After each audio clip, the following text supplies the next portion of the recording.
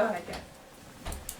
So this lull you guys had here in this prep time, kind of find out who you were going to play. What was it like for you guys to kind of watch things unfold and get work with these guys who haven't done anything in a while? It's been good for us. You go into it, you need the players get the physical rest, which is great, and they need that. It's always a benefit. But then as coaches too, I think you get a little bit of a mental reset too, which is good, and it reminds you a little bit of making sure that you don't put in too much for that game as you prepare through that. Now the good thing is you don't know who you're playing until a few days ago, so you can kind of whittle that down. But it's important for the rest mentally and physically, and then the balance. And I think like with being here with Coach and being a part of the organization where you prep for the Super Bowl, he does a great job of making sure we stay in line and not too much, but enough. And I think that for players and coaches, it's really good.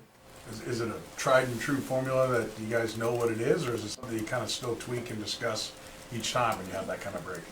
There might be a little bit here or there, but for the most part, it stays pretty true to how we do things. I think every particular coach might have a little bit of his own unique way of what he does and the areas that we focus on. But the biggest thing is don't try to do too much. Just and then you can also, it gives you a great opportunity to get into the self-scout. You can really dive into that and see what they're looking at, and then see where we're at and the tendencies we might have, and whether you continue to do that or you break it. Coach Reed mentioned he's rotating DJ and Joe left tackle. As you guys work through that, whatever you're willing to reveal, what is that process like? How are you guys trying to figure that out together? Yeah, it's a good process where they both are able to get in there and just kind of give it their best, which I think is great. And they're two big-time professionals that understand how to handle this and how we'll go about it, and that's all you can really do is know.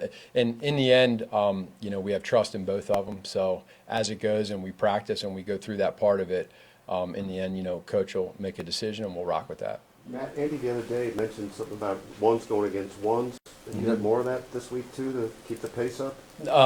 Not this week. We did that during the bye week there. We were able to do it. That was more just speed for the pace.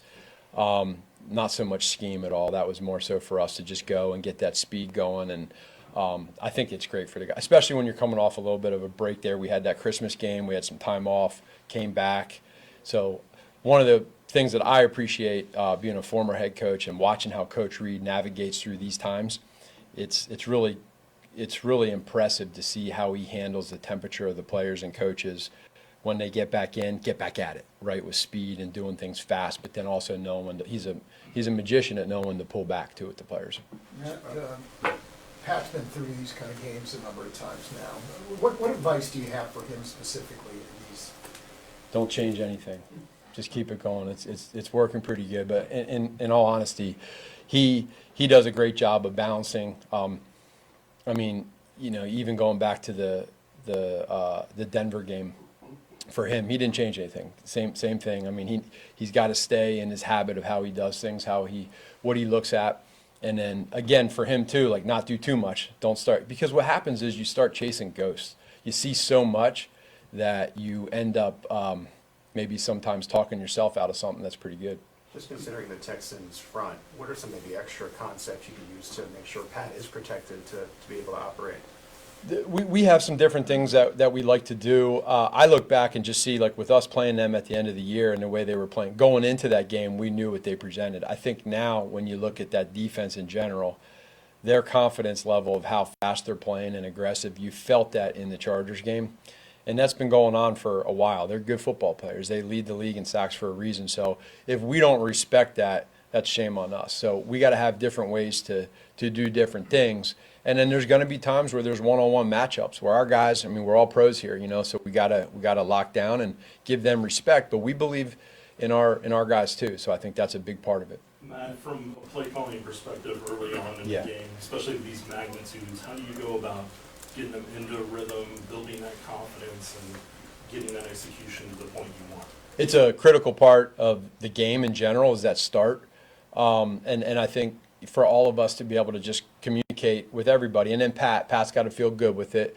Coach Reed, the balance of what we're doing, and again, the one thing that I really am proud of our offense in general of doing is protecting the football, and whether it's fumbles, interceptions, etc.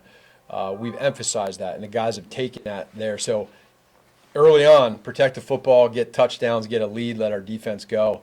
But I forget the numbers we looked at as a staff and with the team, but there's a lot of games that are coming down to one score. So you better be good situationally too, so we're able to really lock in on situational football. Matt, you started the season, obviously with history, and I know Andy's addressed this a couple times, a chance to win 3 Super Bowls in a row.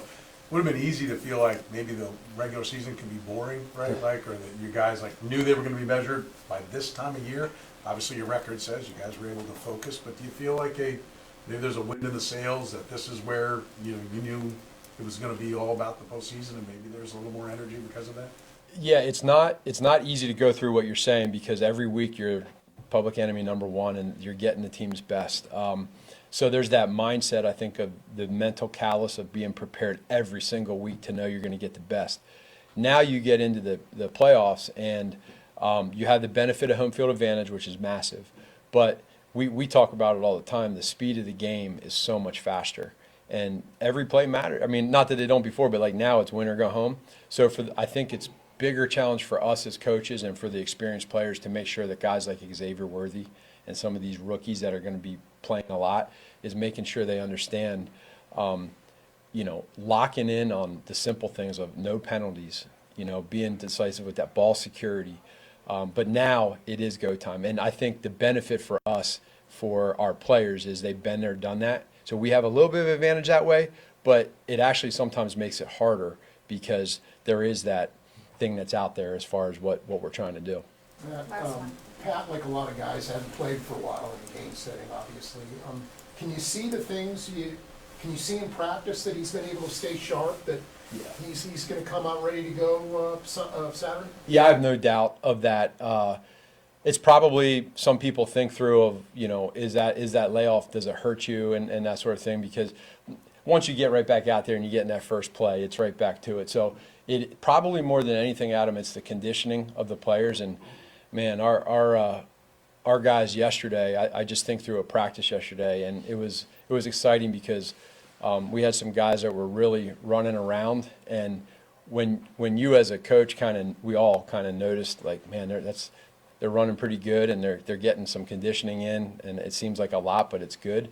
The players want that. They want the conditioning. So mentally, stay sharp, stay on top of timing, physically stay in good conditioning, and then emotionally and mentally, when you get to game day, the juices are going at our stadium, Arrowhead, and it's just going to be a lot of fun, and so you want to kind of balance that. Thank you, everybody. Thank you, Coach. Okay. Did you say Chris is going to be a while, or is he